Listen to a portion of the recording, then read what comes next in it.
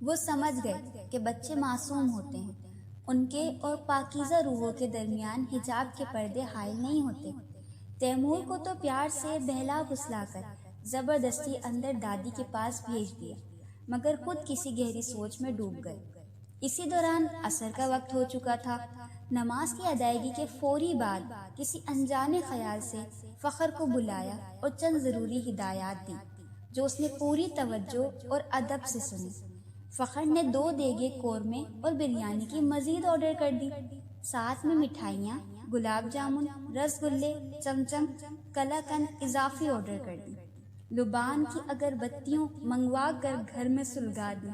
کچھ ہی دیر میں گھر میں لبان کے ساتھ ساتھ کافور اور تازہ گلاب کی پتیوں کی انجانی مدھر خوشبو بھی خود بخود مہکنے لگی۔ گھر بھر میں ایک انہونی سی چہل پہل محسوس ہو رہی تھی، جبکہ مہمانوں کی آمد تو ابھی شروع بھی نہیں ہوئی تھی۔ قرآن خوانی جاری تھی کہ یکدم بجلی چلی گئی، سناٹا طاری ہو گیا۔ سناٹے میں ہلکی سی آہٹ ہوئی، دھیرے سے مرکزی دروازہ کھلا۔ سفید براق لباس اور سرخ عمامہ میں ملبوس ایک انتہائی نورانی شکل و صورت کے بزرگ اندر داخل ہوئے۔ ایک نور کا حالہ سا ان کے گرد طواف کر رہا تھا۔ بجلی گئی ہوئی تھی، مگر اچانک فانوس پوری آب و تاب سے روشن ہو گیا، جیسے اچانک 440 وولٹ کا ہائی وولٹیج آ گیا ہو۔ یہ دیکھ کر نور صاحب کو حیرت کے جھٹکے لگ رہے تھے، مگر انہوں نے خود پر قابو رکھا۔ بزرگ نے عربی لہن میں تلاوت قرآن شروع کر دی۔ لہجہ ایسا شیریں تھا کہ ماحول پر ایک پرکیف وجد طاری ہو گیا، وقت جیسے تھم سا گیا۔ حضرت نے گلوگیر لہجے میں دعا فرمائی۔ جب شہداء کی مغفرت کی خصوصی دعا ہوئی تو ہلکی ہلکی سسکیوں سے کمرہ گونجنے لگا۔ اسی دوران میں مغرب کی اذان کی صدائیں بلند ہونے لگیں۔ بزرگ یکدم اٹھ کر جانے لگے۔ ان کے اٹھتے ہی ایسا محسوس ہوا جیسے فضا میں ارتعاش سا پیدا ہو گیا ہو۔ نور صاحب نے بے اختیار مصافحے کے لیے اپنا ہاتھ آگے بڑھا دیا۔ حضرت نے مسکرا کر مصافحہ کر لیا۔ ان کی نظروں کی گہرائی اور ہاتھوں کی یک ٹھنڈک نور صاحب کو اپنی ریڑھ کی ہڈی سے ہوتی ہوئی روح تک اترتی محسوس ہوئی۔ نور صاحب کی نگاہیں عین اسی لمحے وہاں موجود جمعہ خان کی نظروں سے چار ہوئیں۔ ان میں عجیب الجھن سی دکھائی دی، جسے نظر انداز کرنا ممکن ہی نہیں تھا۔ نماز فجر کے بعد جب نور صاحب چہل قدمی کے لیے قبرستان کی طرف کو نکلے تو جمعہ خان دبے دبے قدموں ان کے پیچھے آ گیا۔ جمعہ خان بوڑھا بلوچ گورکن تھا، جو چند ہی دنوں میں نور صاحب کا پکا دوست بن گیا۔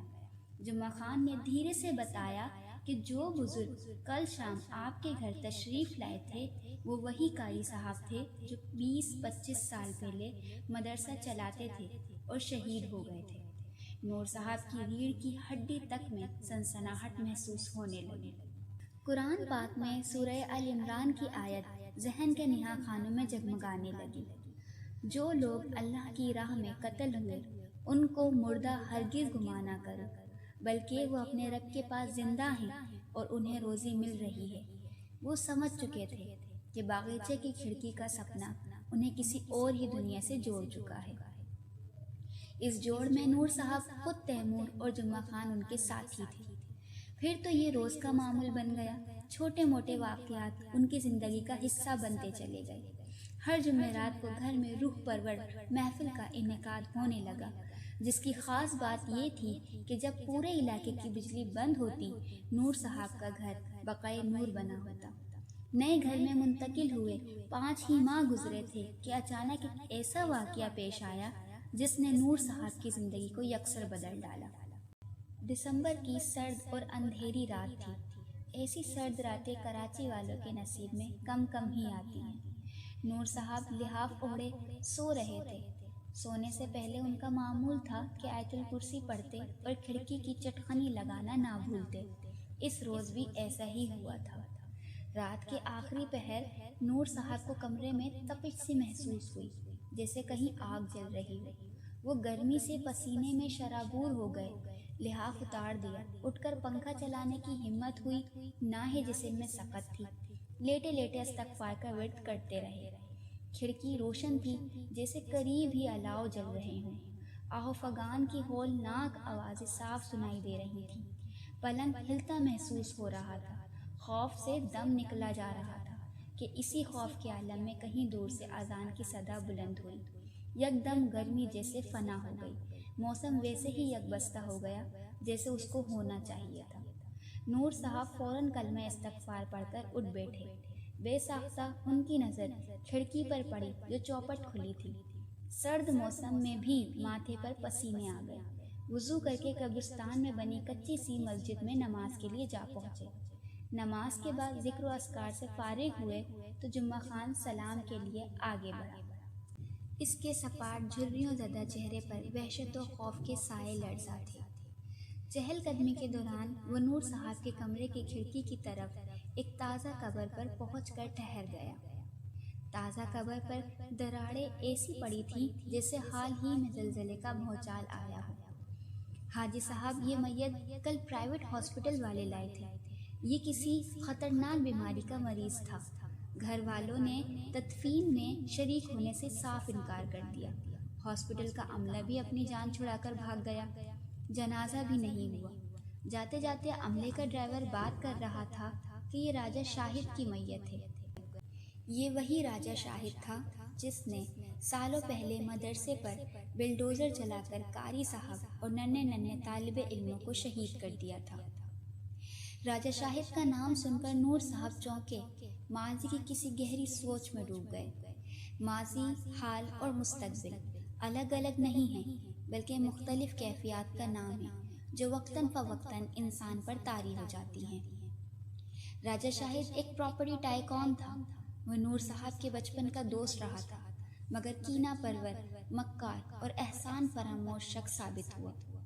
اس نے نور صاحب کی واضح داری، نرم گفتاری اور اندھے اعتبار کا ناجائز فائدہ اٹھایا اور ایک موقع پر تو نور صاحب کی تمام جائیداد اور کاروبار پہ بھی قابض ہو گیا، جس کا باعث نور صاحب طویل عرصہ سخت مالی مصائب سے دوچار رہے تھے۔ بیواؤں، یتیموں کی جائیداد پر قبضہ کرنا راجہ کا محبوب مشغلہ تھا۔ آہیں، بد دعائیں، سسکیاں سب اس کے لیے بے معنی تھیں۔ راجہ کا ایک ہی تکیہ کلام تھا جو وہ لوگوں پر اپنی خدا خوفی کا بھرم قائم کرنے کے لیے بولتا: مجھے اپنی قبر میں بھی جانا ہے۔ کہتا تو وہ سچ تھا مگر حق کو دل سے مانتا نہ تھا، جس کا انجام نور صاحب نے رات اپنی آنکھوں سے دیکھ بھی لیا۔ ان کی آنکھوں میں نمی تیر گئی۔ جمعہ خان کے ساتھ مل کر فاتحہ خوانی کی اور دعا کے لیے ہاتھ اٹھا دیے اور ایک سرسبز ٹہنی قبر میں پیوست کر دی۔